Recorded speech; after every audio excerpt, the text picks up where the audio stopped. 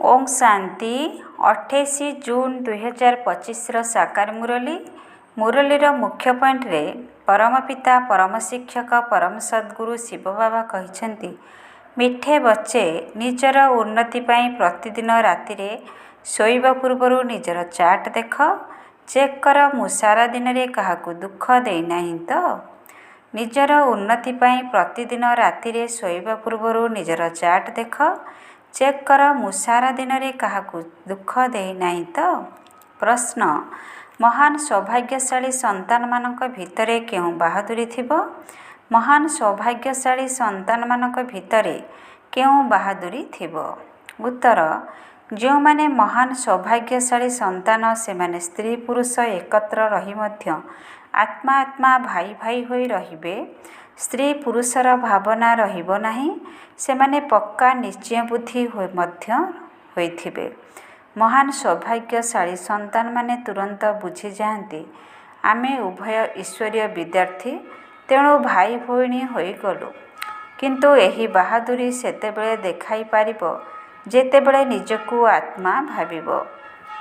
गीत मुखड़ा देख लो प्राणी। ओम शांति।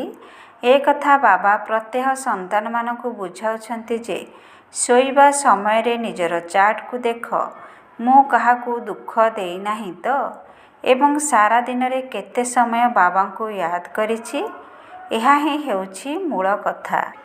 गीतारे मध्य कहउछंती निज अंतर को देख जे मु केते तम प्रधान रु सत प्रधान होइछि, सारा दिन रे केते समय निजर प्रिय बाबा को मने पकाइछि, कोनोसी देहधारी को मने पकाइबार नाही। समस्त आत्मा को कहा जाउछि निजर पिता को मने पकाओ, एबे फेरिबा को हेबो। केउठा को जीव शांतिधाम को जाई पुणी नुआ दुनिया को जीवा को हेबो। यह तो पुराना दुनिया अटे ना, जेबे बाबा आसीबे तेबे स्वर्गर द्वार खोलिबो। एबे तुमे पिला माने जानिछ आमे संगम जुगरे अछु, एहा मध्य आश्चर्यर कथा अटे जे संगम जुग को आसी ज्ञानर नौकारे बसी पुणी ओह्लाई जाउछंती। एबे तुमे संगम रे पुरुषोत्तम हेबा पई आसी डंगारे बसीछ पारी हेबा पई। पुणी एही पुराणा कलिजुगी दुनिया को मन को दूरे देबाकू हेबो। एही शरीर द्वारा केवल अभिनय करिबाकू पड़िबो। एबे आमको बहुत खुशी रे फेरी जिबाकू हेबो। मनुष्य मुक्ति पाई केते मुंड पिटुछंती, किंतु मुक्ति जीवन मुक्तिर अर्थ बुझु नाहांती। शास्त्रर अक्षर केवल शुणाउछंती, किंतु सेही मुक्ति जीवन मुक्ति कौन किए देउछंती, केबे देउछंती ए कथा काहाकू जणा नाही। तुमे पिला माने जानिछ बाबा आसीछंती मुक्ति जीवन मुक्तिर संपत्ति देबा पई, ताहा मध्य थरे नुहे अनेक थर देइछंती। अगणित थर तुमे मुक्तिरु जीवन मुक्ति को पुणी जीवन बंधन रु आसीछ। तुमे एबे बुझुछ जे आमे हेउछु आत्मा। बाबा आमको बहुत शिक्षा देउछंती। तुमे भक्ति मार्ग रे दुख रे मने पकाउथिलो, किंतु तांको चिन्हि नथिलो। एबे मु तुमको निजर परिचय देउछि जे किपरि मोते मने पकाइले तुमर विकर्म विनाश हेबो। ए जन्मर वर्तमान पर्यंत केते विकर्म होइछि ताहा निजर चार्ट रखिबा द्वारा जना पड़िबो। जो माने सेबारे लागी रही थांती सेमानकु जना पड़ी थाए पिला मानकु सेबार शौक रही थाए। परस्पर मध्यरे मिलीमिशी विचार करी सेवा पई प्रस्तुत होई थांती। मनुष्य मानकर जीवन को हिरतुल करिबा पई सेबारे लागी जांती। एहा केते पुण्यर कार्य। एथिरे खर्च आदिर कोनोसी कथा नाही, केवल हिरातुल्य हेबा पई बाबा को मने पकाइबाकू हेबो। पोखराज परी सबुज परी इत्यादि जो सबु नाम रही ताहा तुम मानकर नाम अटे। जेते याद रे रहिबो सेते हिरातुल्य होई जिवो। केही माणिक सदृश केही पोखराज सदृश हेबे। नवरत्न रही ना, कोनोसी खराब ग्रह चलिले नवरत्नर मुदी पिंधि थांती। भक्ति मार्ग रे बहुत पथी उपचार करा जाई थाए। एठारे समस्त धर्मावलंबी मानक पई गोटिए मात्र पथी मनमाना भव, काहेकि ना ईश्वर एक अटंती। मनुष्य देवता हेबा अथवा मुक्ति जीवन मुक्ति पाइबार पुरुषार्थ गोटिए ही अटे। केवल बाबा को याद करिबा दरकार। असुविधार कोनोसी कथा नाही। चिंतन करिबा उचित मोर काहेकि बाबा स्मृति रहु नाही। ସାରା ଦିନରେ ଏତେ କମ୍ ୟାଦ୍ କାହିଁକି ରହୁଛି? ଯଦି ଏହି ଯୋଗ ଦ୍ୱାରା ଆମେ ସର୍ବଦା ସୁସ୍ଥ ନିରୋଗ ହେବା, ତେବେ କାହିଁକି ନିଜର ଚାର୍ଟ ରଖି ଉନ୍ନତିକୁ ପ୍ରାପ୍ତ ନ କରିବା? ବହୁତ ଅଛନ୍ତି ଯିଏ 2-4 ଦିନ ଚାର୍ଟ ରଖି ପୁଣି ଭୁଲି ଯାଉଛନ୍ତି। ନିଜକୁ ବି ବୁଝାଇବା ବହୁତ ସହଜ ହୋଇଥାଏ। ନୂଆ ଦୁନିଆକୁ ସତ୍ୟଯୁଗ ଏବଂ ପୁରୁଣାକୁ କଳିଯୁଗ କୁହାଯାଉଛି। କଳିଯୁଗ ବଦଳି ସତ୍ୟଯୁଗ ହେବାକୁ ଯାଉଛି, ସେଥିପାଇଁ ଆମେ ବୁଝାଉଛୁ। କେତେକ ସନ୍ତାନମାନଙ୍କୁ ଏକାଥରେ ମଧ୍ୟ ଦୃଢ଼ ନିଶ୍ଚୟ ନାହିଁ ଯେ ଇଏ ସେହି ନିରାକାର ବାବା ଯିଏକି ଆମକୁ ବ୍ରହ୍ମାଙ୍କ ଶରୀର ମାଧ୍ୟମରେ ଆସି ପଢ଼ାଉଛନ୍ତି। ତୁମେ ବ୍ରାହ୍ମଣ ଅଟ ନା? ବ୍ରହ୍ମାକୁମାର କୁମାରୀ ବୋଲାଉଛନ୍ତି। ତାହାର ଅର୍ଥ କ'ଣ? ସମ୍ପତ୍ତି କେଉଁଠୁ ମିଳିବ? କିଛି ପ୍ରାପ୍ତି ହେବାର ଥିଲେ ହିଁ ପୋଷ୍ୟ ସନ୍ତାନ ହୋଇଥାନ୍ତି। ତୁମେ ବ୍ରହ୍ମାଙ୍କର ସନ୍ତାନ ବ୍ରହ୍ମକୁମାର କୁମାରୀ କାହିଁକି ହୋଇଛ? ନିଶ୍ଚୟର ସହ ହୋଇଛ ନା ଏଥିରେ ମଧ୍ୟ କାହାର ସଂଶୟ ଆସୁଛି? ଯେଉଁମାନେ ମହାନ ସୌଭାଗ୍ୟଶାଳୀ ସନ୍ତାନ ଅଟନ୍ତି, ସେମାନେ ସ୍ତ୍ରୀ ପୁରୁଷ ଏକା ସାଥିରେ ରହି ମଧ୍ୟ ଭାଇ ଭାଇ ହୋଇ ରହିଥାନ୍ତି। ସ୍ତ୍ରୀ ପୁରୁଷର ସ୍ମୃତି ରହେ ନାହିଁ। ପକ୍କା ନିଶ୍ଚୟ ବୁଦ୍ଧି ନ ହୋଇଥିଲେ ସ୍ତ୍ରୀ ପୁରୁଷର ଭାବନା ପରିବର୍ତ୍ତନ ପାଇଁ ମଧ୍ୟ ସମୟ ଲାଗିଥାଏ।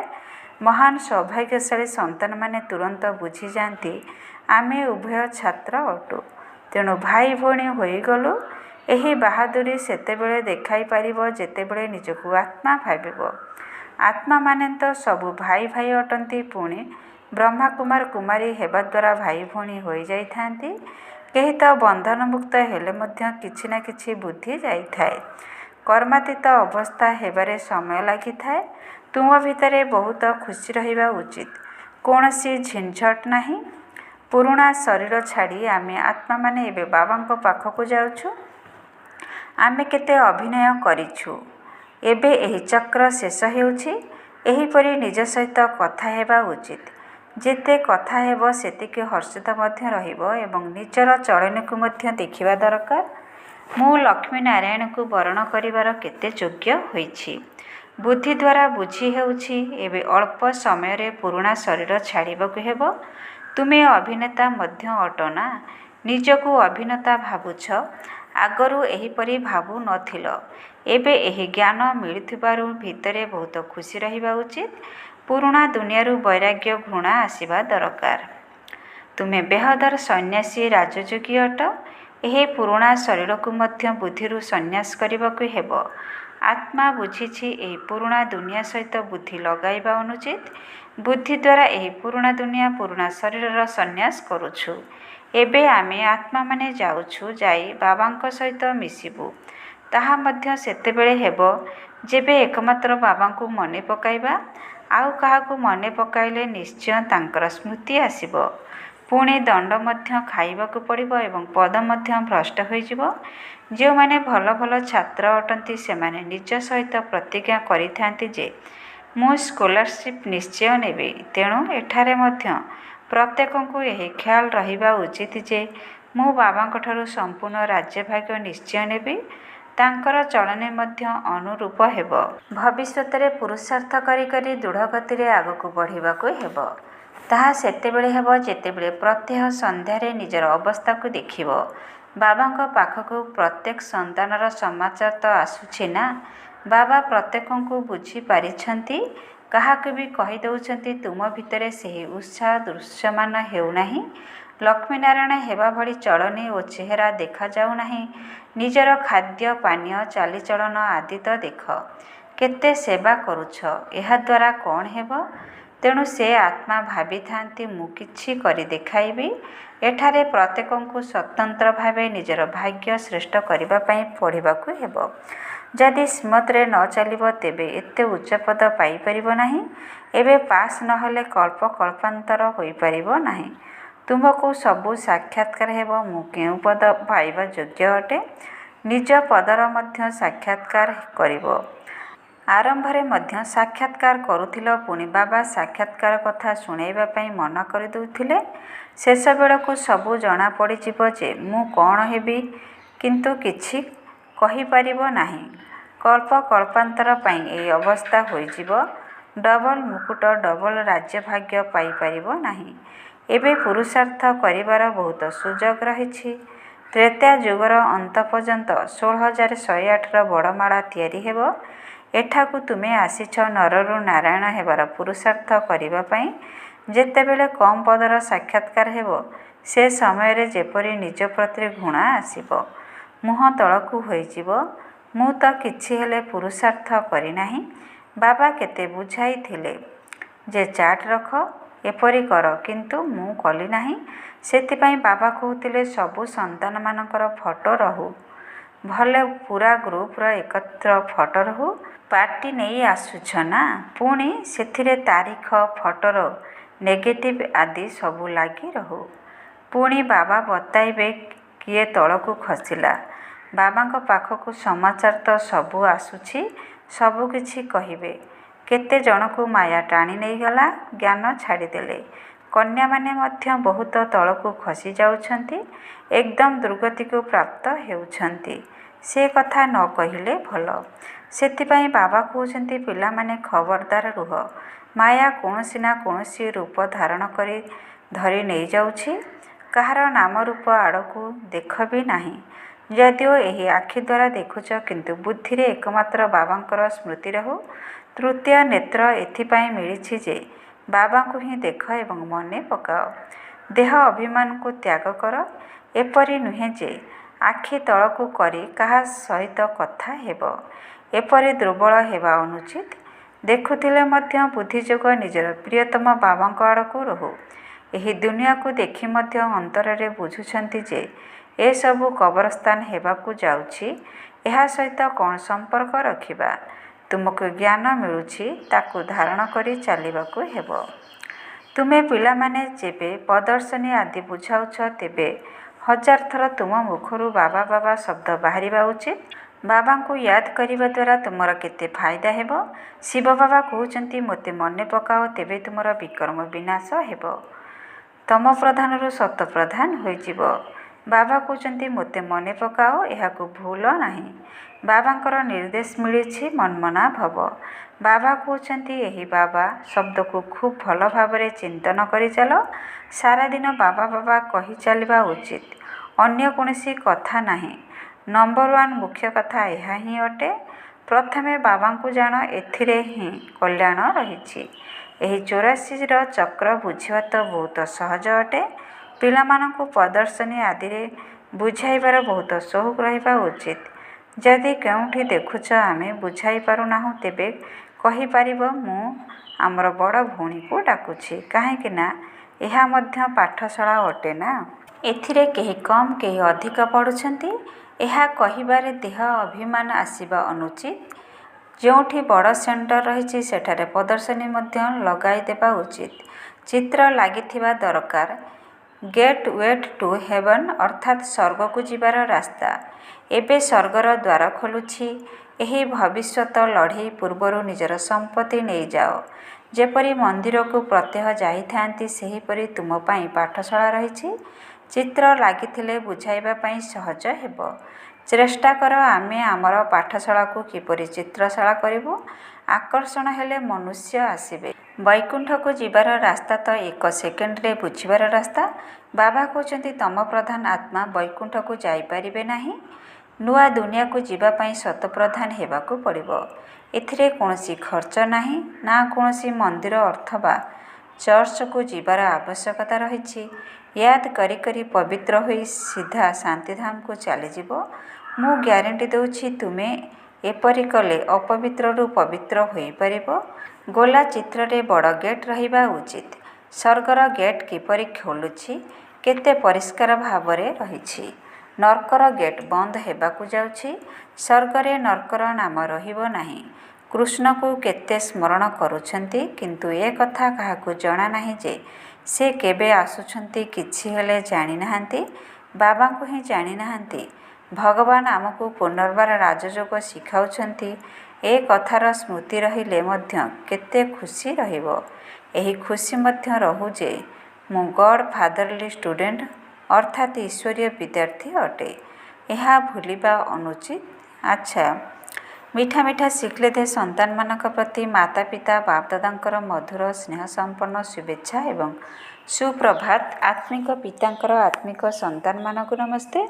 ଆତ୍ମିକ ସନ୍ତାନମାନଙ୍କର ଆତ୍ମିକ ପିତାଙ୍କୁ ନମସ୍ତେ ନମସ୍ତେ ନମସ୍ତେ। ଓଂ ଶାନ୍ତି। ମେରା ବାବା, ପ୍ୟାରା ବାବା, ମିଠା ବାବା, ଶୁକ୍ରିୟା ବାବା। ଓଂ ଶାନ୍ତି। ଧାରଣା ପାଇଁ ମୁଖ୍ୟସାର 1ରେ ସାରାଦିନ ମୁଖରୁ ବାବା ବାବା ଶବ୍ଦ ବାହାରୁଥାଉ। ପ୍ରଦର୍ଶନୀ ଆଦି ବୁଝାଇବା ସମୟରେ ମୁଖରୁ ଅତି କମ୍ରେ 1000 ଥର ବାବା ବାବା ଶବ୍ଦ ବାହାରିବା ଉଚିତ। ସାରାଦିନ ମୁଖରୁ ବାବା ବାବା ଶବ୍ଦ ବାହାରୁଥାଉ। ପ୍ରଦର୍ଶନୀ ଆଦି ବୁଝାଇବା ସମୟରେ ମୁଖରୁ ଅତି କମ୍ରେ 1000 ଥର ବାବା ବାବା ଶବ୍ଦ ବାହାରିବା ଉଚିତ। 2ରେ ଏହି ଆଖି ଦ୍ୱାରା ସବୁକିଛି ଦେଖୁଥିଲେ ମଧ୍ୟ ଏକମାତ୍ର ବାବାଙ୍କର ହିଁ ସ୍ମୃତି ରହିଥାଉ। ପରସ୍ପର ମଧ୍ୟରେ କଥାବାର୍ତ୍ତା ହେବା ସମୟରେ ତୃତୀୟ ନେତ୍ର ଦ୍ୱାରା ଆତ୍ମାକୁ ଏବଂ ଆତ୍ମାର ପିତାଙ୍କୁ ଦେଖିବାର ଅଭ୍ୟାସ କରିବାକୁ ହେବ। ଏହି ଆଖି ଦ୍ୱାରା ସବୁକିଛି ଦେଖୁଥିଲେ ମଧ୍ୟ ଏକମାତ୍ର ବାବାଙ୍କର ହିଁ ସ୍ମୃତି ରହିଥାଉ। ପରସ୍ପର ମଧ୍ୟରେ କଥାବାର୍ତ୍ତା ହେବା ସମୟରେ ତୃତୀୟ ନେତ୍ର ଦ୍ୱାରା ଆତ୍ମାକୁ ଏବଂ ଆତ୍ମାର ପିତାଙ୍କୁ ଦେଖିବାର ଅଭ୍ୟାସ କରିବାକୁ ହେବ। ବରଦାନ। ପ୍ରତ୍ୟେକ ସେକେଣ୍ଡ ଏବଂ ସଂକଳ୍ପକୁ ଅମୂଲ୍ୟ ରୀତିରେ ବ୍ୟତୀତ କରୁଥିବା ଅମୂଲ୍ୟ ରତ୍ନ ଭବ। ପ୍ରତ୍ୟେକ ସେକେଣ୍ଡ ଏବଂ ସଂକଳ୍ପକୁ ଅମୂଲ୍ୟ ରୀତିରେ ବ୍ୟତୀତ କରୁଥିବା ଅମୂଲ୍ୟ ରତ୍ନ ଭବ। ସଙ୍ଗମ ଯୁଗରେ ଗୋଟିଏ ସେକେଣ୍ଡର ମଧ୍ୟ ବହୁତ ଅଧିକ ମୂଲ୍ୟ ରହିଛି। ଯେପରି ଗୋଟିଏର ଲକ୍ଷ ଗୁଣା ପ୍ରାରବ୍ଧ ଜମା ହେଉଛି, ସେହିପରି ଯଦି ଗୋଟିଏ ସେକେଣ୍ଡ ମଧ୍ୟ ବ୍ୟର୍ଥରେ ନଷ୍ଟ ହେଉଛି ତେବେ ଲକ୍ଷ ଗୁଣା ଜମା ବ୍ୟର୍ଥରେ ଚାଲିଯାଉଛି। ସେଥିପାଇଁ ସମୟ ଉପରେ ଯଦି ସେତିକି ଧ୍ୟାନ ଦେବ ତେବେ ଅବହେଳା ପଣିଆ ସମାପ୍ତ ହୋଇଯିବ। ଏବେ ତ କେହି ତୁମଠାରୁ ହିସାବ ନେବାବାଲା ନାହାନ୍ତି, କିନ୍ତୁ ଆଉ ଅଳ୍ପ ସମୟ ପରେ ପଶ୍ଚାତାପ କରିବାକୁ ପଡ଼ିବ, କାହିଁକି ନା ବର୍ତ୍ତମାନ ସମୟର ମୂଲ୍ୟ ବହୁତ ଅଧିକ ଅଟେ। ତେଣୁ ଯେଉଁମାନେ ନିଜର ପ୍ରତ୍ୟେକ ମୁହୂର୍ତ୍ତ ପ୍ରତ୍ୟେକ ସଂକଳ୍ପକୁ ଅମୂଲ୍ୟ ରୀତିରେ ବ୍ୟତୀତ କରିଥାନ୍ତି, ସେହିମାନେ ହିଁ ଅମୂଲ୍ୟ ରତ୍ନ ହୋଇଥାନ୍ତି। ସ୍ଲୋଗାନ। ଯେଉଁମାନେ ସର୍ବଦା ଯୋଗଯୁକ୍ତ ଅଟନ୍ତି ସେମାନେ ସର୍ବଦା ସହଯୋଗର ଅନୁଭବ କରିବା ସହିତ ବିଜୟୀ ହୋଇଯାଆନ୍ତି। ଯେଉଁମାନେ ସର୍ବଦା ଯୋଗଯୁକ୍ତ ଅଟନ୍ତି ସେମାନେ ସର୍ବଦା ସହଯୋଗର ଅନୁଭବ କରିବା ସହିତ ବିଜୟୀ ହୋଇଯାଆନ୍ତି। ଓଂ ଶାନ୍ତି। ଆଜିର ଅବ୍ୟକ୍ତ ଇସାରାରେ ବାବା କହିଛନ୍ତି, ଆତ୍ମିକ ସ୍ଥିତିରେ ରହିବାର ଅଭ୍ୟାସ କର ଏବଂ ଅନ୍ତର୍ମୁଖୀ ହୁଅ। ଆତ୍ମା ଶବ୍ଦ ସ୍ମୃତିରେ ଆସିବା ମାତ୍ରକେ ଆତ୍ମିକ ଭାବ ସୃଷ୍ଟି ହେବା ସହିତ ଶୁଭ ଭାବନା ମଧ୍ୟ ଆସିଯାଇଥାଏ। ଦୃଷ୍ଟି ମଧ୍ୟ ପବିତ୍ର ହୋଇଯାଏ। ଚାହେ କେହି ଯଦି ତୁମକୁ ଗାଳି ମଧ୍ୟ ଦେଉଛି, ପୁଣି ବି ତୁମ ଭିତରେ ଏହି ସ୍ମୃତି ରହୁ ଯେ ଏହି ଆତ୍ମା ତମୋଗୁଣୀ ପାଠ କରୁଛି, ତେବେ ତା ପ୍ରତି ଘୃଣାଭାବ ଆସିବ ନାହିଁ ଏବଂ ଶୁଭ ଭାବନା କାୟମ ରହିବ। ଓଂ ଶାନ୍ତି। ଓଂ ଶାନ୍ତି। ଓଂ ଶାନ୍ତି।